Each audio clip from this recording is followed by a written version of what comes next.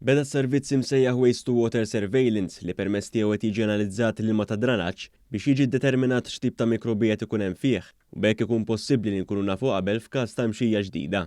Ħabbar dan id-Deputat Prim Ministru u Ministru għas-Saħħa Chris Fearn fil-Parlament. Biex naraw x'tip ta' mikrobija ikun hemm ġo fih, biex naraw anke nkunu nkunu nafu minn qabel ma tibda tidher fil-komunità jekk ikun hemm xi mxija ġdida u biex nibdew naraw s-sanka viġnat li ġejjin il-prevalenza ġewwa pajjiżna ta' dik li tissejjaħ antimicrobial resistance. Hija xi ħaġa li d-dinja bdiet tesperjenza fejn ikollna mikrobi li ma jaħdmux fuqhom l-antibiotiċi, aħna bdejna nistudjawha wieħed mill-ewwel pajjiżi fid-dinja anke billi nħarsu lejn il-ilma ta' dranaġġ.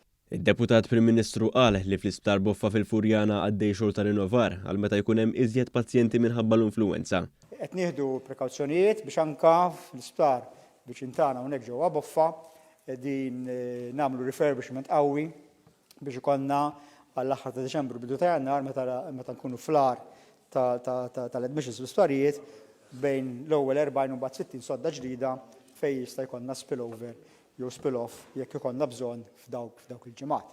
U għafakkar li minn nhar it-tnejn se tibda l-kampanja ta' tilqim kontra l-influwenza u l-booster għal varjant Omicron għal dawk li għandhom il-fuq minn 55 sena, nisa tqal għal dawk li għandhom mart kroniku u għat-tfal ta' bejn is-6 xhur u 5 snin u għal dawk li jgħixu f'istituzzjoni. Dawn se jkunu qed jingħataw miċ-ċentri tas-saħħa kollha u f'numru ta' bereġġ. Imbagħad mill-31 ta' Ottubru din se tkun miftuħa l-pubbliku kollu.